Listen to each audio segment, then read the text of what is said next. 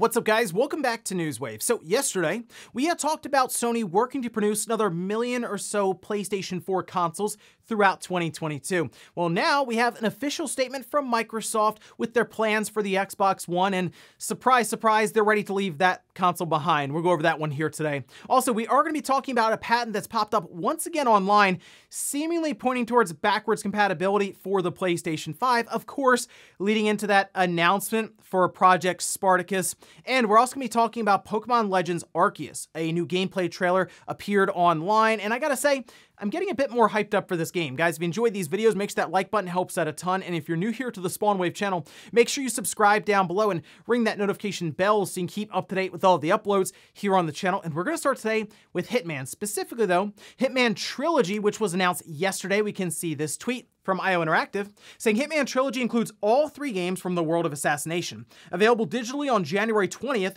for PS4, PS5, Xbox One, Xbox Series X, S, and Epic Game Store, as well as Steam and Xbox Game Pass. So good news there if you're an Xbox Game Pass subscriber. Next week, you'll be able to just download these games and try them out. I think people look at the Hitman series from the outside and mostly see like a third-person stealth action game kind of, but really Hitman's a puzzle game mostly. It's kind of hard to describe. Then you'll play it and realize sometimes they go off the rails with it, with some of the ways you can take out your target. But there were certain parts I really liked. Like in Hitman 3, one mission's an entire murder mystery, which is kind of interesting.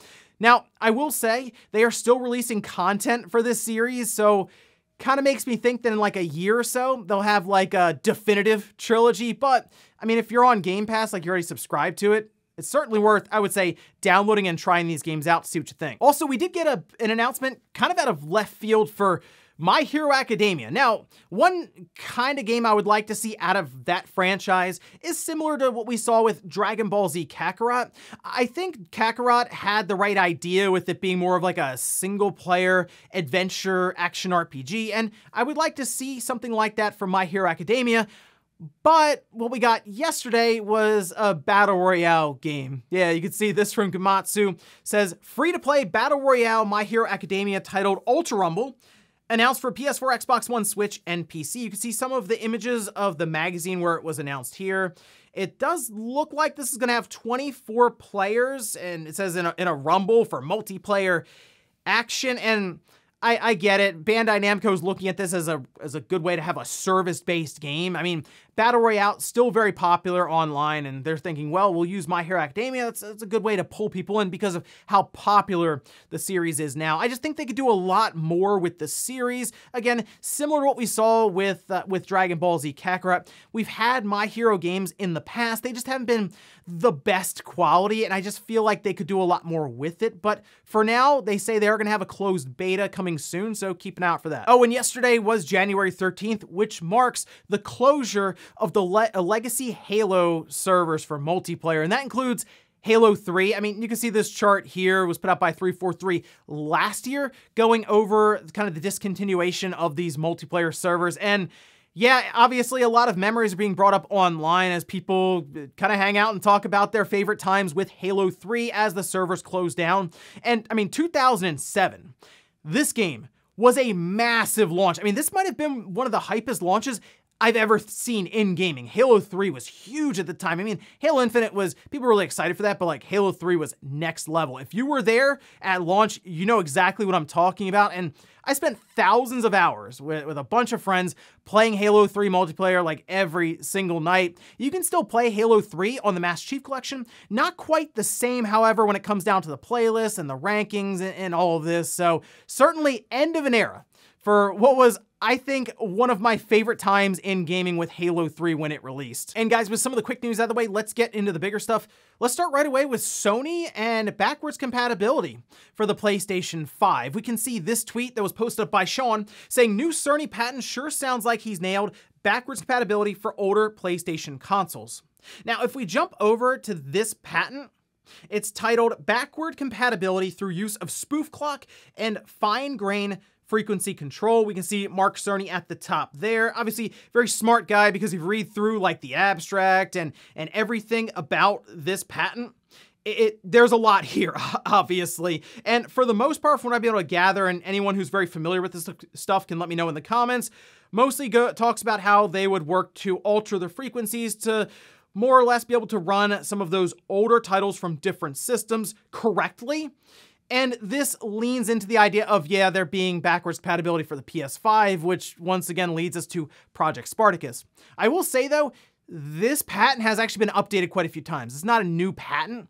We were reading about this back in 2017, and I think that was one of the big things that started the rumor around backwards compatibility being a focal point for Sony, potentially even with the next PlayStation, which PS5. But with Project Spartacus coming up, it is starting to make me think about different games that Sony would put in there for the PS1 and the PS2. The PS3, I'm just gonna assume is something that will be streamed like it is now, currently on PlayStation Now. I mean, big surprise if they show up and it's native and you can just play those games backwards compatible on your system without the need to stream from a server. But for PS1 and PS2, I made a list of a few games to throw in there just for fun. You can let me know which games you would like to see show up there at launch yourself. So let's see, I picked out Final Fantasy Tactics. I mean, you gotta have Final Fantasy Tactics. That should be on everyone's list, right? And then I also picked out Tomba. It can be either one, and there's like 2 games on there.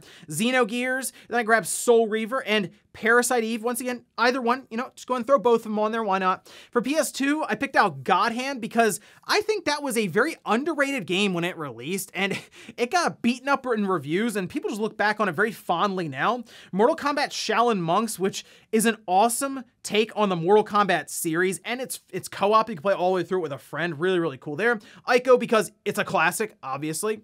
Maximo, which is a really good 3D action platforming style game that's very difficult.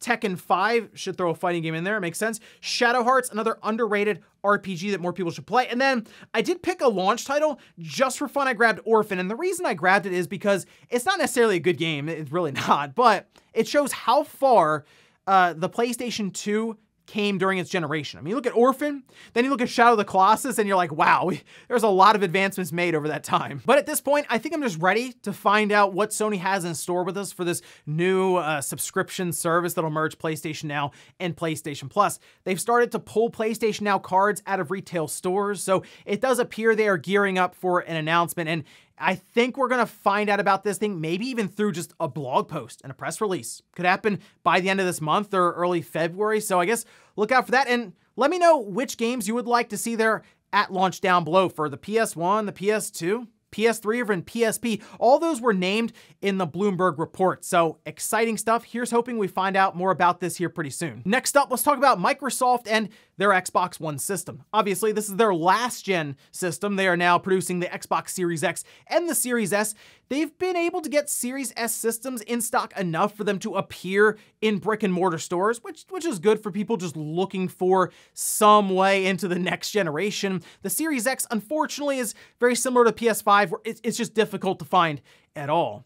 Now, the Xbox One hasn't been appearing in stores either, and I think a lot of us have just assumed that Microsoft stopped producing them and moved on. However, after yesterday's Bloomberg report, it looks like The Verge reached out to Microsoft and got an official response. We can see this posted up over on TheVerge.com, saying to focus on production of Xbox Series X and S, we stopped production for all Xbox One consoles by the end of 2020. This, according to Cindy Walker, who's the Senior Director of Xbox Console Product Marketing. Now, after the article was posted up, Daniel Ahmed gave us their best estimate as to how many Xbox One systems were out there based on sales and data analysis and all this, saying, while Microsoft never released sales figures for Xbox One, we estimate the Xbox One family sold in around 56 million units, just under half of the PlayStation 4. So yeah, if you compare the PS4 to the Xbox One, PS4 came up just a bit short there. Even if you compare it to the Xbox 360, which sold like 85 million or so systems,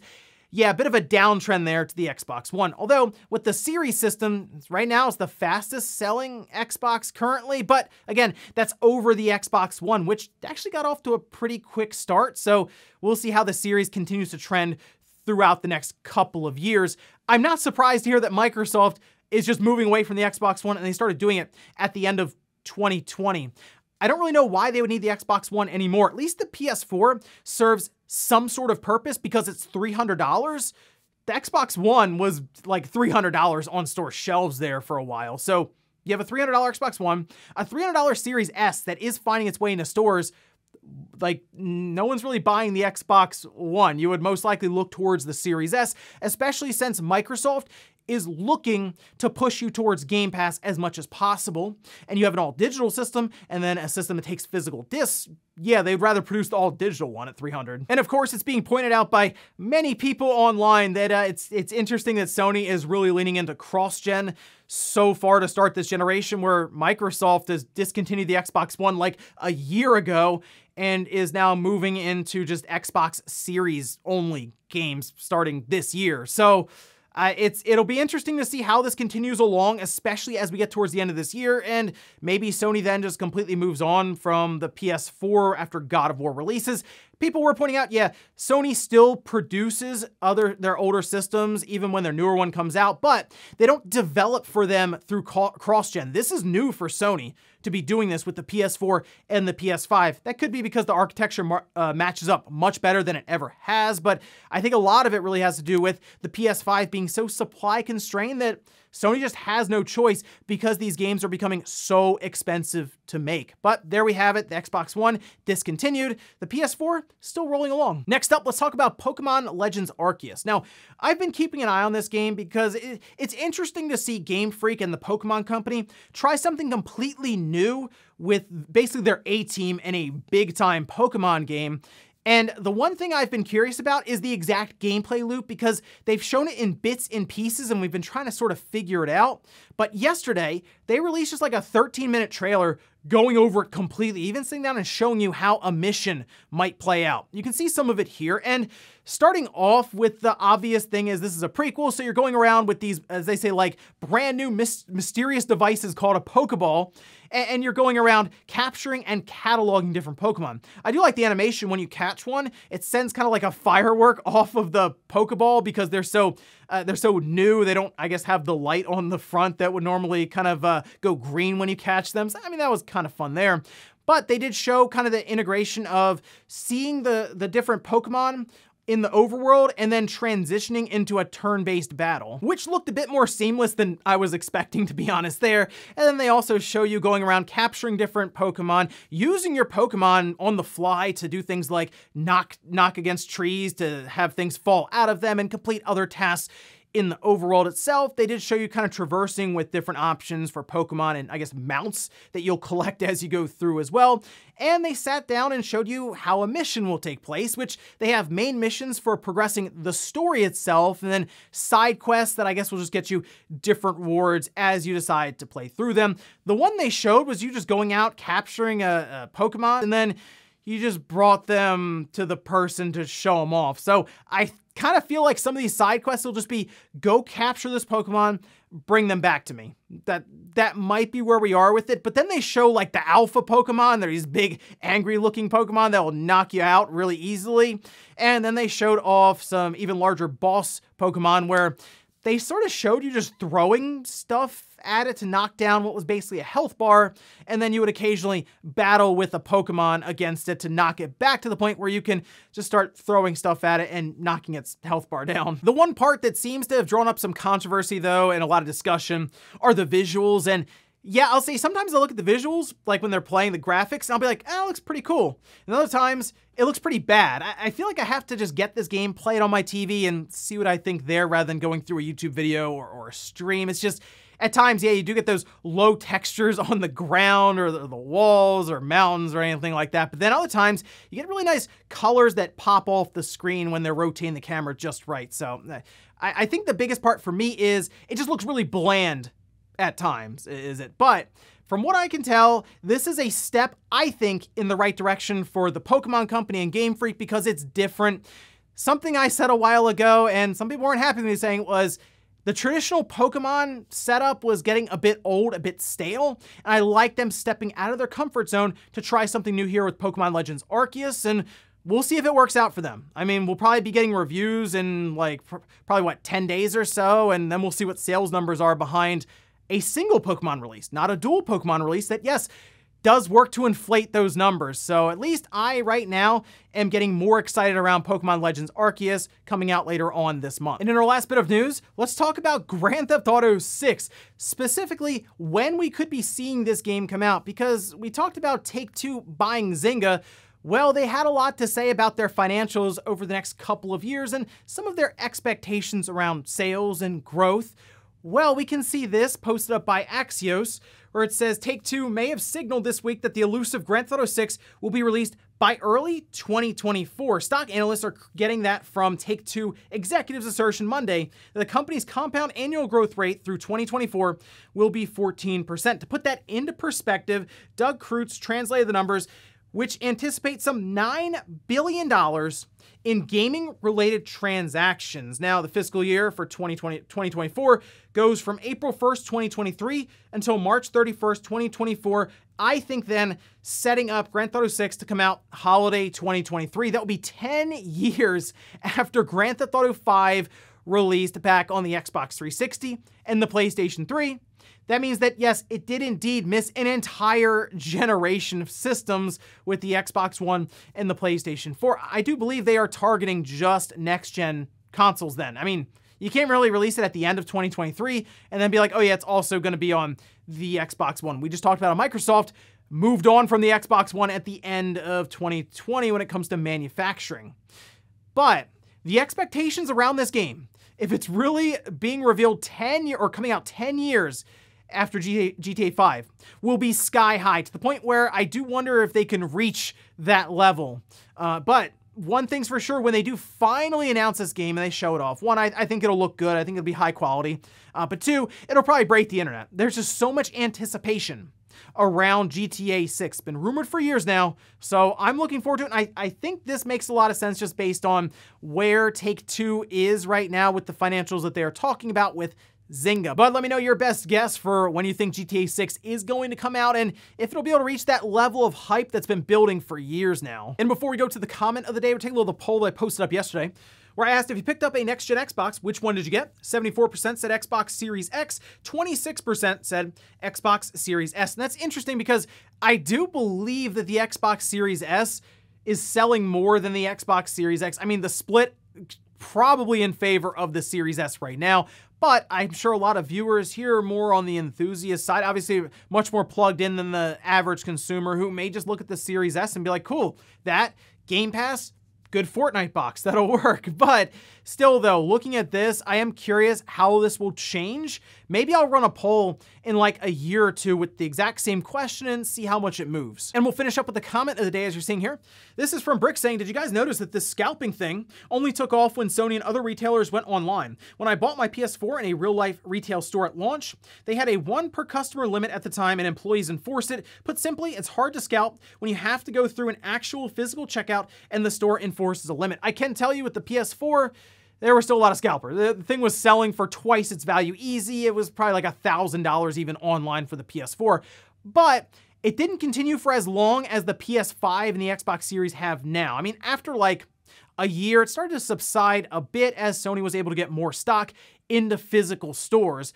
That's probably the biggest thing now, is it's basically remained online, which, as we know now, with how advanced bots are getting for picking these up and then reselling, it's been a struggle for people to grab it. But if you even go back to like the Wii, there are articles that were written about how the Wii is being sold for like $500 or $600 on eBay and impossible to find in stores. So this whole scalping thing, it's been going on for a while now, many generations back. It's just really exploded now with social media and of course, all these bots and the advancements that have made on the reseller side. And ladies and gentlemen, that's gonna do it here for Newswave. If you enjoyed this video, guys, hit that like button, it really helps out. If not, hit the dislike. Leave comments down below about everything we talked about here today. Whereas Microsoft moving on from the Xbox One in 2020. Are you surprised to hear that it was like over a year ago that they discontinued it? Or what about Sony and this supposed Project Spartacus subscription coming up? Which games would you like to see dropped into the PS1 or the PS2 section? And then what about Pokemon Legends Arceus? How are you feeling about the game after this most recent trailer? Thanks guys for watching. Have a great weekend. I'll see you back here Monday morning, 8 a.m. Eastern time for Newswave.